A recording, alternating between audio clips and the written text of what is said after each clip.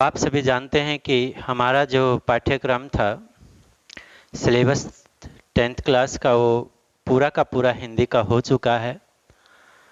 हम संदेश लेखन तक गए थे और क्योंकि हमारा जो लास्ट था वो संदेश लेखन था और अपठित गद्यांश भी आपको बहुत सारे उदाहरण मैंने दिए थे। अब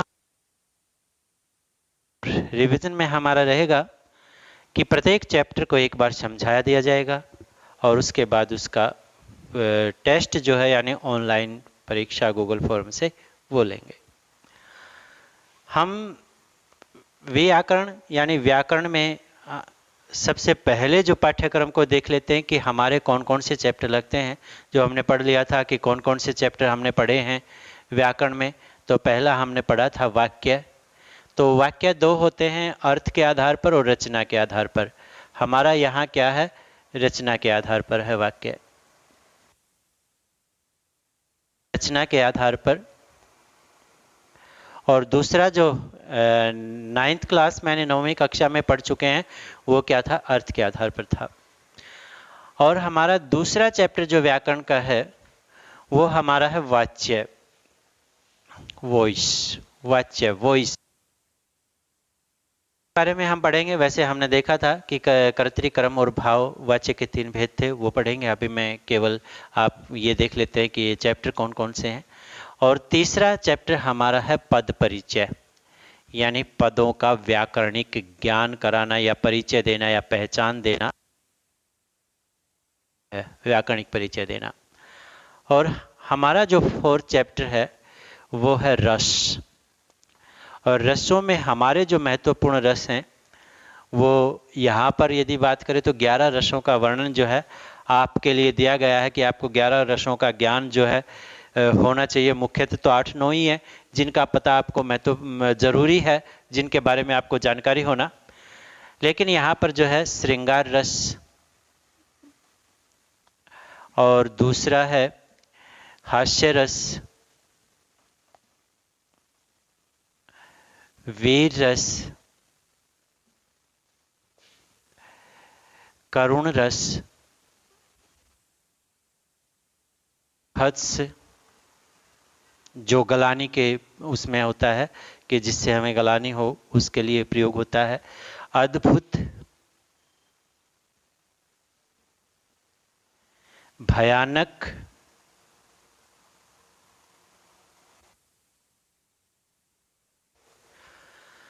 और वात्सल्य,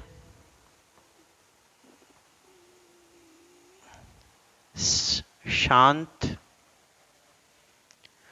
भक्ति। ये महत्वपूर्ण रस हैं जिनके बारे में हमें जो है ज्ञान होना चाहिए। तभी आप जो है 10वीं कक्षा में रस की बात करें तो 4 नंबर के वैसे आते सभी हैं। हमें पता है कि ये क्या है, 4 अंक का है। और वाच्य ये भी 4 अंक का है। इसके बाद आता है हमारा पद परिचय, तो ये भी 4 अंक में आएगा। और सबसे अच्छी बात है कि इस बार यदि हम सिलेबस देख लें तो हमें पाठ्यक्रम से, सिलेबस से पता लगता है कि इनमें सभी में बहुवैकल्पिक, यानी यहाँ जो प्रश्न पूछे जाने वाले हैं वो क्या होंगे, वैकल्पिक होंगे। बहुत अच्छी बात है कि यहाँ पर आपको जो है 4 में से कोई एक आंसर सही देना है। तो कई बार क्या है, बच्चे उसको बना नहीं पाते लेकिन जानते हैं कि ये ऐसे बनना चाहिए। किसी भी वाक्य का परिवर्तन करते हैं या वाच्य का करते हैं तो ऐसे बनना चाहिए था, लेकिन देखते ही पता लग जाता है। तो आपको सबसे अच्छी बात है कि आप जो है तुरंत इसको पता लगा लोगे कि ये सही आंसर है। तो ये 16 नंबर की व्याकरण जो है आपको सारी की सारी वैकल्पिक में आएगी, यानी 4-4 विकल्प जो है दिए होंगे। हमने देखा था कि पाठ्यक्रम में 30 नंबर के वैकल्पिक ही क्वेश्चन आएंगे इस बार।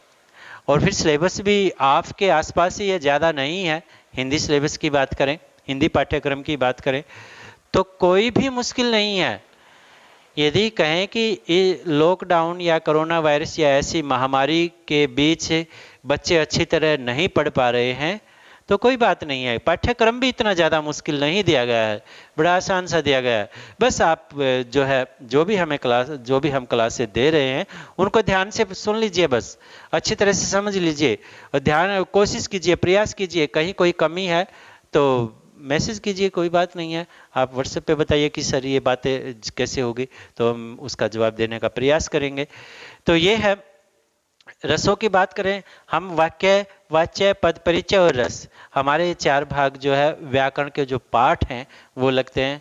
बाकी तो एक पत्र है और अनुच्छेद है, आपको पता होना चाहिए। एक पत्र आएगा और एक अनुच्छेद आएगा जो 5 नंबर का होगा, और पत्र भी 5 ही नंबर का है, तो ये 5 नंबर। इसके बाद हम यदि 5वें नंबर की बात करें, और 6ठे नंबर पर अनुच्छेद, और 7वें नंबर पर विज्ञापन, विज्ञापन लेखन, और हमारा जो है संदेश लेखन जो है वो लास्ट का जो क्वेश्चन होगा वो संदेश लेखन का होगा। ये है। अब हम ये सभी पाठ व्याकरण के भाग पढ़ चुके हैं, सबसे अच्छी बात यह है। अब हमें क्या करना है, केवल रिवीजन करना है, इनको एक बार फिर से समझ लेना है, क्योंकि बीच में बहुत सारे जो है चैप्टर आपने पढ़े हैं, उनके क्वेश्चन आंसर किए हैं, तो शायद मन से जो है थोड़े से हट गए होंगे, आप पीछे चले गए होंगे, तो ये देखना है हमें। अब हम जो है पहले चैप्टर पर आ जाते हैं, वाक्य रचना के आधार पर। वाक्य क्या होता है पहले हमें ये पता होना चाहिए। शब्दों का सार्थक समूह है, अर्थात जब हम वर्णों के सार्थक, शब्दों के सार्थक समूह को, यानी पदों के सार्थक समूह को व्याकरण के अनुसार लगा देते हैं, जिनका अर्थ निकले, ऐसा समूह क्या होता है, वाक्य होता है। वैसे बात करें, वर्णों के समूह से शब्द बनता है, और वाक्य या पदों के समूह से शब्दों या पदों के समूह से पद, वाक्य में प्रयुक्त होने वाले शब्द क्या होते हैं, पद होते हैं। इसलिए मैं दोनों बातों का प्रयोग कर रहा हूं, शब्द या पद, दोनों को जोड़कर एक सार्थक जो वाक्य बनता है, सार्थक शब्दों का जो समूह होता है, यानी जिनका अर्थ निकलना चाहिए, वही क्या होता है, वाक्य होता है। अब वाक्य रचना के आधार पर है हमारा, यानी वाक्य की रचना किस आधार पर की गई है, साधारण है, या वाक्य जोड़कर बनाया गया है, 2 वाक्यों को एक वाक्य बनाया गया है, जोड़कर संयुक्त किया गया है, या 3-4 वाक्यों को मिश्रित कर दिया गया है, मिला दिया गया है। अब इनमें जोड़ना और मिलाना, कुछ वाक्य होते हैं जो आप अपने आप में पूर्ण होते हैं, लेकिन उन पूर्ण वाक्यों को हम किसी योजक शब्द से जोड़ देते हैं, तो वो क्या होता है, जोड़ना होता है, 2 वाक्यों को जोड़ना। अब मिश्रित करना, मिला देना, कुछ वाक्य हैं जो एक वाक्य अधूरा होता है, अपनी बात पूरी नहीं कर पाता है, वो एक योजक शब्द कोई भी प्रयोग करते हैं, कि, क्योंकि या कोमा लगा देते हैं आदि प्रयोग करते हैं, उनके द्वारा फिर बाकी बात जो है वो उस वाक्य में कह दी जाती है। यानी पहले वाक्य के आधार पर दूसरा वाक्य बनता है, तो वो होता है मिश्रित किया जाता है, मिश्र वाक्य बोला। तो वाक्य के हमारे तो है सरल या साधारण वाक्य, सरल या साधारण वाक्य,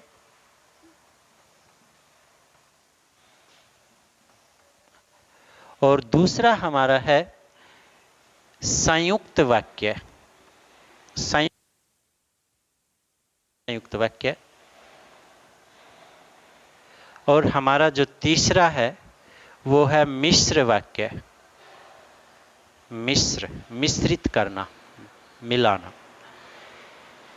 ये हमारे वाक्य के 3 भेद हैं। पहले वाक्य से हम चलते हैं कि सरल वाक्य या साधारण वाक्य कौन से वाक्य होते हैं। तो सरल या साधारण वाक्य वे होते हैं जिसमें कर्ता के द्वारा एक ही क्रिया जो है संपन्न होती है, यानी कर्ता भी जिस वाक्य में एक ही होता है, वो क्या होते हैं, साधारण वाक्य या सरल वाक्य। पहला, छात्र पाठ पढ़ रहे हैं,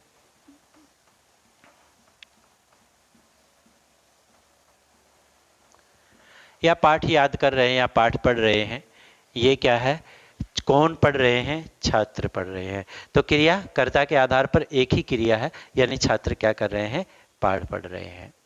तो ये क्या है, हमारा सरल वाक्य है। बच्चे मैदान में खेल रहे हैं। अब यहां ये ध्यान रखना है आपको कि काल कोई भी है, कहीं काल पे नहीं पढ़ रहे हैं या खेल रहे थे या मैदान में पढ़ रहे। अब मैं लिख दूं यहाँ बच्चे मैदान में खेल रहे थे।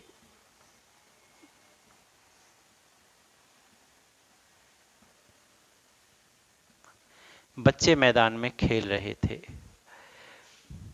यहां रचना के आधार पर है, कोई प्रश्न भी आया है तो भी आप जो है ये ध्यान नहीं दोगे, कहीं अर्थ के आधार पर चले जाओ कि आज्ञावाचक है, ये प्रश्नवाचक है, ये नकारात्मक है, कहीं अर्थ के आधार पर 8 भेदों में मत जाना।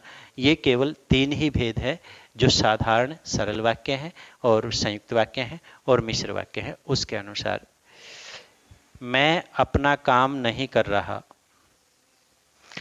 सॉरी अपना आएगा यहाँ, मैंने जो बोला था।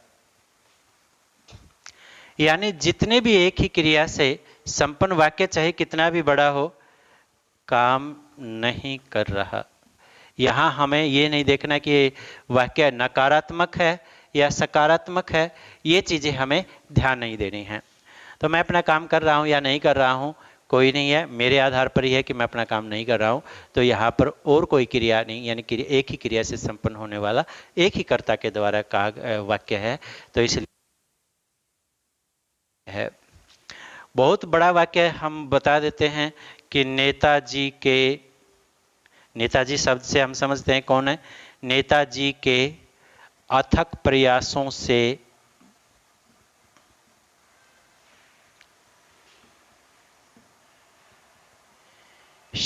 भारत देश आजाद हुआ।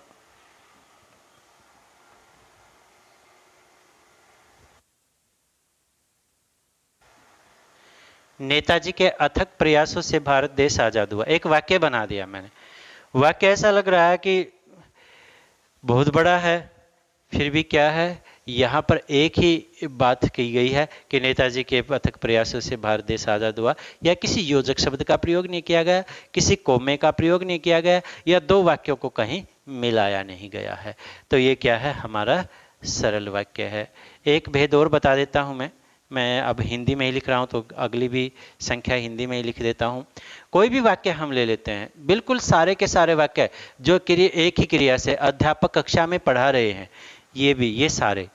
अब आप ये सरल वाक्य या साधारण वाक्य को समझ जाओगे कि आप जो है जैसे ही संयुक्त और मिश्र को जानोगे तो आपको साधारण वाक्य बिल्कुल ऐसे लगेंगे जैसे इनको तो जानने की जरूरत ही नहीं है, ये तो आसान है।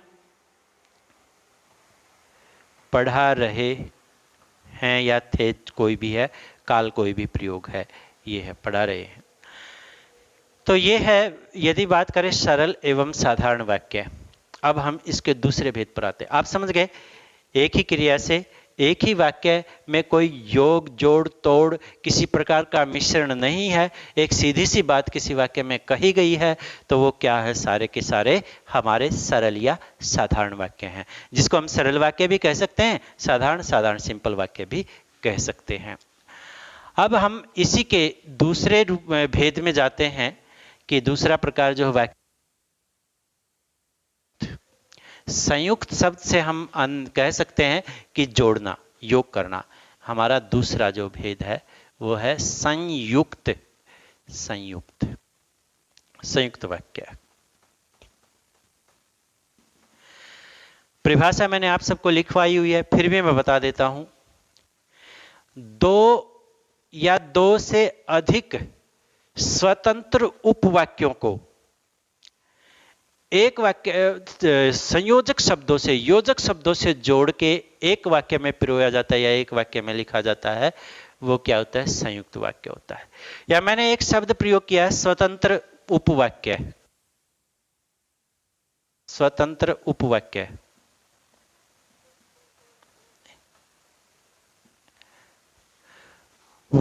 एक वाक्य में जो दो या दो से अधिक वाक्य हैं वो सारे क्या हैं, उपवाक्य हैं। एक प्रधान वाक्य होता है, एक उसके आधार पर दूसरा वाक्य होता है। स्वतंत्र उपवाक्य का मतलब अपनी बात कहने में एक उपवाक्य जो है वो समर्थ है, यानी पूरी बात कर देता है, लेकिन फिर भी एक योजक शब्द के द्वारा जोड़ के दूसरा वाक्य भी कह दिया जाता है, वो वाक्य भी पूरा है, यानी कोई दोनों ही वाक्य अधूरे नहीं हैं, फिर भी योजक शब्दों से जोड़ा जाता है। वो क्या होते हैं? हमारे संयुक्त वाक्य होते हैं। जैसे उदाहरण के तौर पर हम उदाहरण देख लेते हैं, कुछ उदाहरण। पहला उदाहरण हम ले लेते हैं, जैसे यहां पर सरला गीत गा रही है। ये वाक्य पूरा है, सरला गीत गा रही है और दर्शक शोर मचा रहे हैं।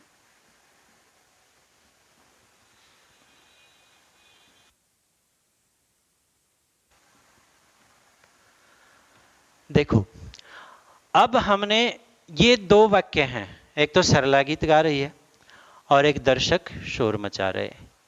क्या ये कोई वाक्य अधूरा है?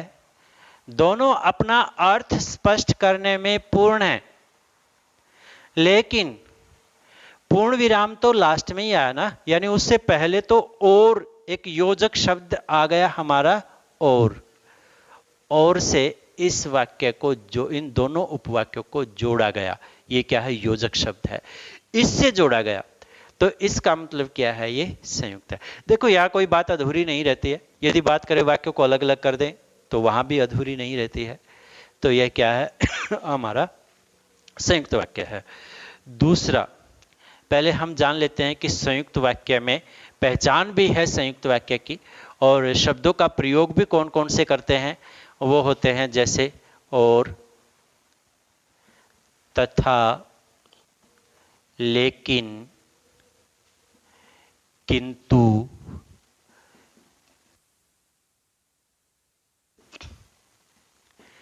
अथवा, क्योंकि, इसमें नहीं आएगा, वो मिश्र वाक्य में आएगा, वा, पर। ये बहुत सारे शब्द हैं, तो जिनके जो संयोजक शब्द हैं, जिनके जोड़ से जो है दो उपवाक्यों को जोड़ा जाता है, स्वतंत्र उपवाक्यों को, वो योजक शब्द होते हैं, और इनके द्वारा वाक्यों को जोड़ दिया जाता है। कुछ उदाहरण देख लेते हैं। मैं घर आ रहा था, परंतु, देखो यहां घर आ रहा था, यहां तक एक वाक्य मैं घर आ रहा था, ये बात पूरी हो जाती है। परंतु से आगे बात की गई, परंतु बीच में दुर्घटना घट गई या दुर्घटना हो गई, कैसा भी हो, ये दुर्घटना घट गई। यानी मैं घर आ रहा था, ये वाक्य स्वतंत्र वाक्य है, उपवाक्य है, सॉरी, और बीच में दुर्घटना घटना, ये भी स्वतंत्र उपवाक्य है। दोनों को किस संयोजक शब्द से जोड़ा है? परंतु से जोड़ा है। पर, परंतु, लेकिन, अथवा, तथा, ये सारे शब्द क्या हैं? ये संयोजक शब्द हैं, ये जोड़ते हैं। बड़ा आसान सा है, कोई भी मुश्किल नहीं है, बस आपको ये देखना है कि दोनों स्वतंत्र उपवाक्य यदि बनाना है तो दोनों स्वतंत्र उपवाक्य बना देने हैं, और दोनों को क्या करना है?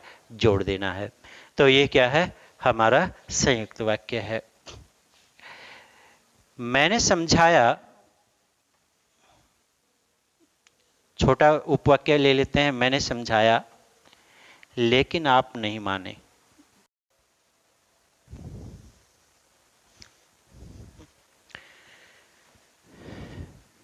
तीसरा उदाहरण देख लेते हैं।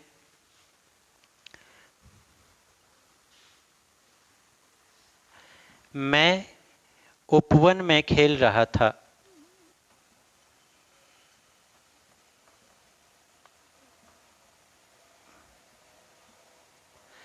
मैं उपवन में खेल रहा था, तथा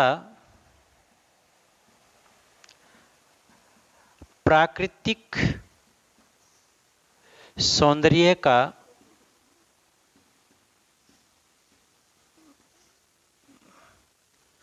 आनंद ले रहा था।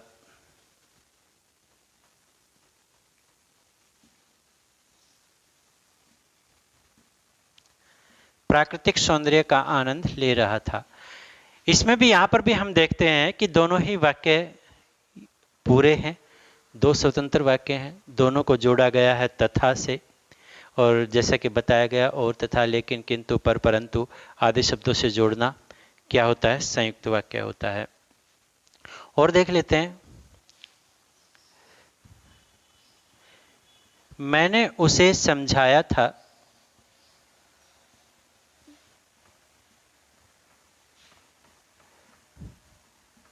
पर वह नहीं माना।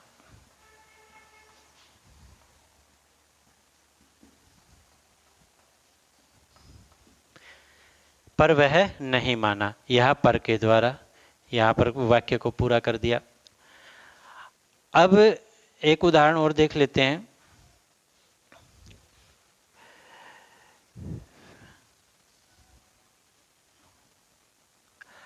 आप घर पहुंच जाना,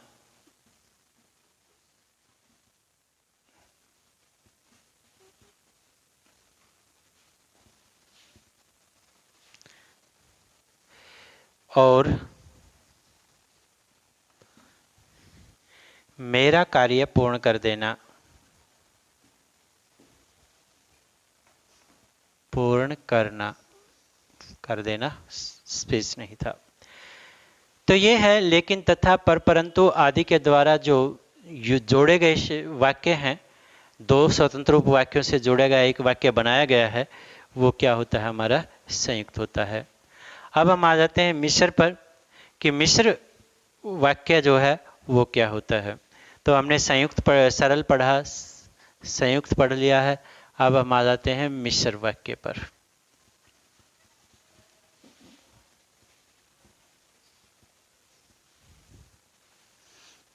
तो मिश्र वाक्य क्या होता है कि दो या दो से अधिक वाक्यों को जोड़ा जाए, मिलाया जाए। सॉरी, मिश्र वाक्य पढ़ रहे हैं हम।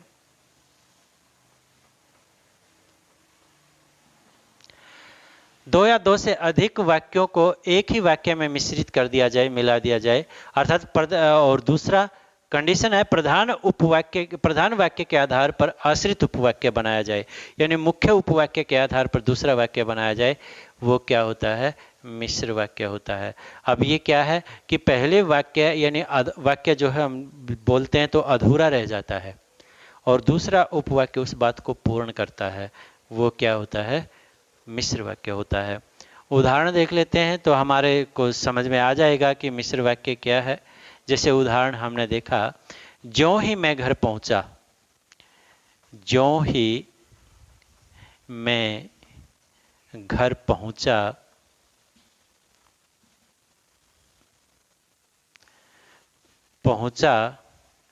त्यों ही या तभी आदि शब्द प्रयोग किया जा सकता है, त्यों ही बारिश शुरू हो गई। बारिश शुरू हो गई, यानी जैसे ही हम पहुंचा तो बारिश जो है वो शुरू हो गई, ये है। इसके बाद दूसरा उदाहरण देख लेते हैं। जब आप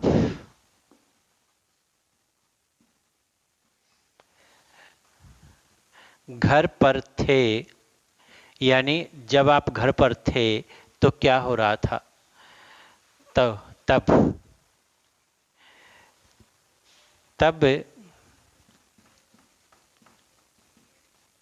मैं सो रहा था।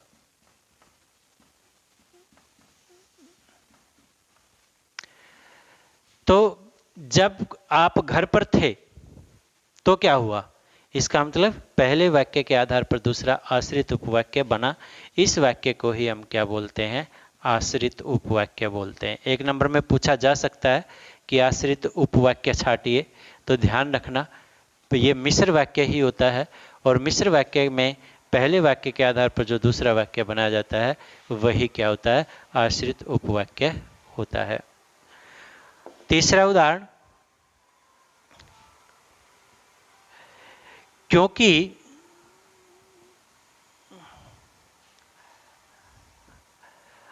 आप समझ नहीं रहे थे,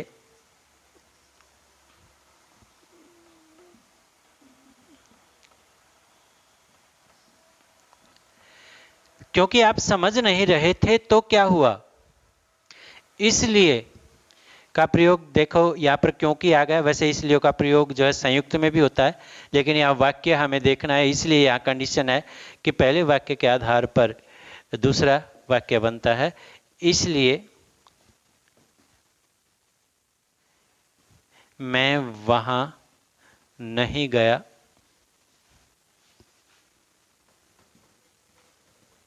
नहीं पहुंचा या गया, नहीं पहुंचा। इसलिए नहीं पहुंचा क्योंकि आप समझ नहीं रहे थे। ये आ गया। नेक्स्ट वाक्य देखते हैं, ऊपर ही लिख देते हैं।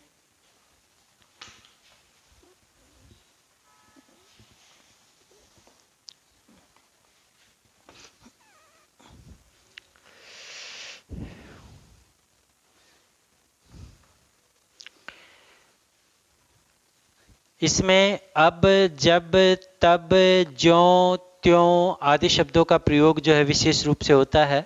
एक की वाला और ले लेते हैं। मैं मानता हूं कि,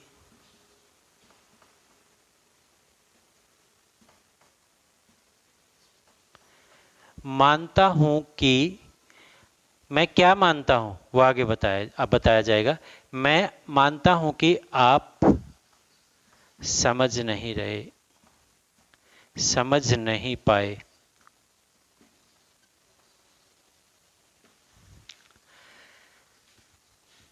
नेक्स्ट देख लेते हैं। मैं क्या मानता हूं कि आप समझ नहीं पाए, आप समझ नहीं रहे, तो किसी प्रकार भी आप जिसको प्रयोग कर सकते हैं। तो ये ध्यान रखना कि यहाँ पर की के कारण ये जो वाक्य है ये पूरा नहीं हो पाया, अधूरा रह गया। इसलिए जरूरी नहीं होता बीच में अल्प विराम का प्रयोग हो। जिनमें अल्प विराम का प्रयोग होता है निश्चित रूप से वो मिश्र वाक्य होते हैं, लेकिन ये जरूर ध्यान रखना है कि पहले वाक्य के आधार पर दूसरा आश्रित उपवाक्य बनाया जाता है, वहां क्या होता है, मिश्र वाक्य होता है। जैसा कि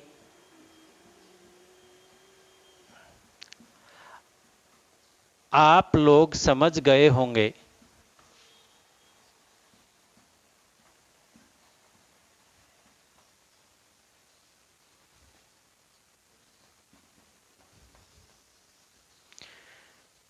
वैसा ही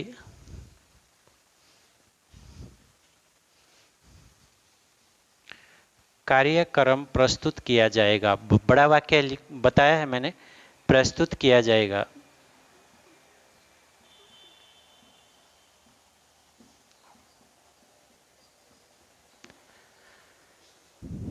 जैसा कि आप लोग समझ गए होंगे वैसा ही कार्यक्रम प्रस्तुत किया जाएगा, या वैसा ही कार्य कोई भी किया जाएगा। ये है मिश्र वाक्य। तो हमने देखना है कि संयुक्त वाक्य में संयोजक शब्दों से जोड़ा जाता है। मिश्र वाक्य में एक वाक्य के आधार पर, प्रधान वाक्य के आधार पर आश्रित उपवाक्य बनाया जाता है। इसकी भी कुछ पहचान होती है, ज्यों, जैसे, जब, तब, लेकिन या क्योंकि या इसलिए वाक्य के प्रारंभ में आ जाए। बीच में आ जाए तो संयुक्त है, लेकिन यदि प्रारंभ में ही क्योंकि से शुरू हो जाए वाक्य, या इसलिए शुरू हो जाए, तो ये समझ लेना कि वो क्या है, मिश्र वाक्य है, क्योंकि उसमें की या क्योंकि का प्रयोग फिर दोबारा हो जाएगा, तो इसलिए मिश्र वाक्य है। तो ये है मिश्र वाक्य। अब इसमें, इस चैप्टर में एक महत्वपूर्ण बात और रह जाती है जो पूछी जाती है जरूर, वो देख लेते हैं। वो क्या पूछा जाता है? वो पूछा जाता है उद्देश्य और विधेय। इस चैप्टर का एक भाग है, इसी में उद्देश्य और विधेय छांटिए। उद्देश्य और विधेय बताइए कि इसके अंतर्गत कौन सा उद्देश्य है, कौन सा विधेय है। पहली बात तो जो उद्देश्य है वो क्या है ये पता होना चाहिए। जिसको उद्देशित करके कहा जाए, जिसको उद्देशित करके या उद्देश्य में रखकर कहा जाए,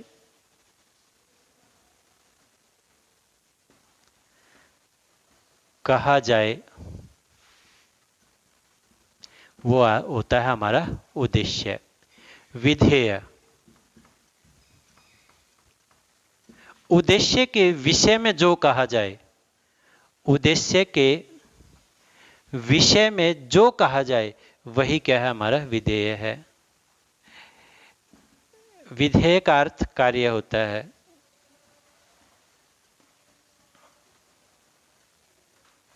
जो कहा जाए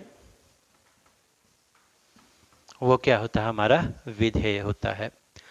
बड़ा आसान है, जैसे ही मैं वाक्य लिखूंगा आपको समझ में आ जाएगा कि क्या उद्देश्य है, क्या विधेय है। जैसे वाक्य है, सुरेश अपना पाठ पढ़ रहा है या याद कर रहा है। मैं यही मिटा देता हूं, अपना पाठ पढ़ रहा है।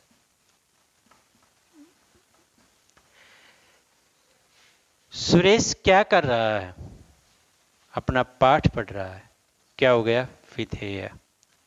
कौन पढ़ रहा है, किसको उद्देशित करके पाठ पढ़ने के बारे में बात की गई है, तो सुरेश के में। तो सुरेश हमारा क्या हो गया, सुरेश को उद्देशित करके कहा गया है कि वह पाठ पढ़ रहा है। तो ये हमारा क्या हो गया, उद्देश्य हो गया। दूसरा वाक्य देख लेते हैं। आपके पास कितने रुपए हैं।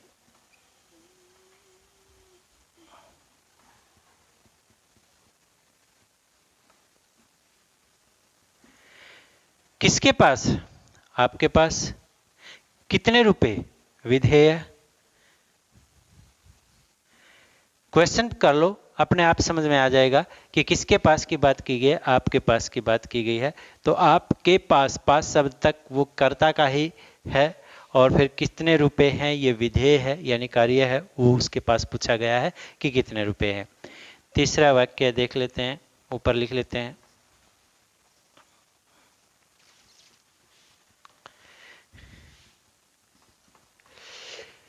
नीले या नीली शर्ट वाले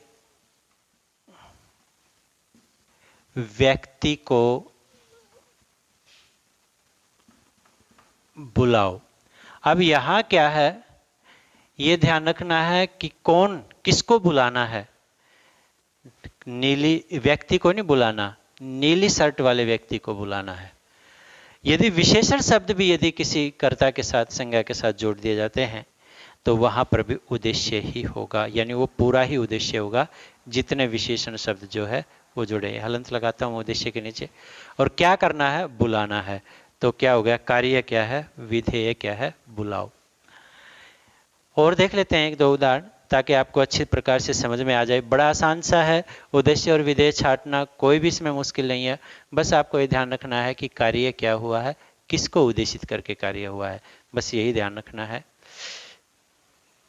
काले रंग वाली बिल्ली, ऐसे ज्यादातर यही उदाहरण पूछे जाते हैं, ऐसे ही उदाहरण पूछे जाते हैं विशेषण शब्द लगा के कि इसमें उद्देश्य और विधेय छाटिए।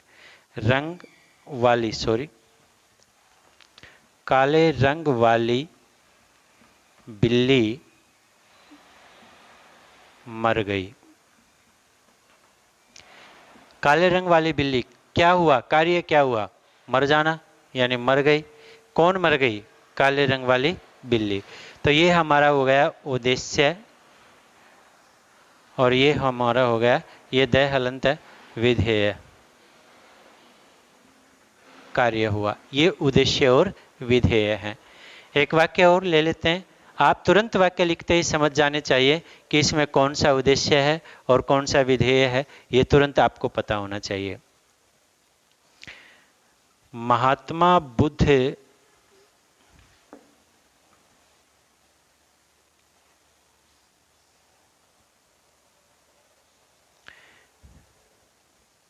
के शांति संदेशों ने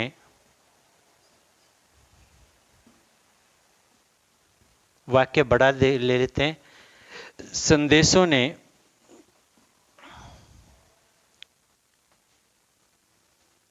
समाज को जागृत किया।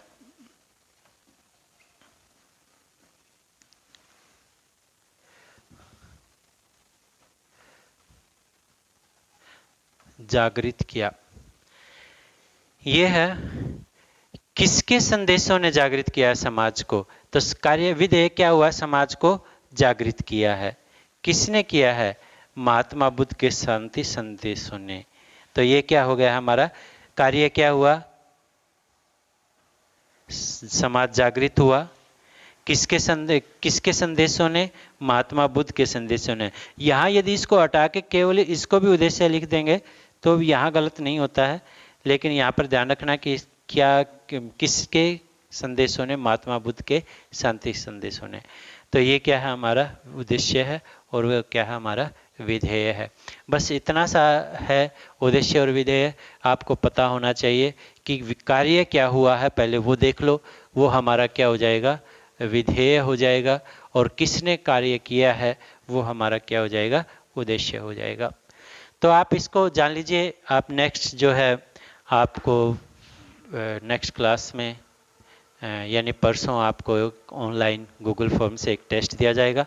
उस टेस्ट के आधार पर पता लगाया जाएगा कि आप कितना समझ पाए। तो टेस्ट जो है आप अच्छी प्रकार से इसको पढ़िए और समझिए। जो मैंने आपको भेजी थी पीडीएफ उन सबको समझिए, और एक बार फिर भेज दी जाएगी। तो आप उसको पूरे को पढ़िए, सारे उदाहरणों को समझिए और फिर जो है आप उनके आंसर दीजिए बिल्कुल पूरी ईमानदारी से। ओके।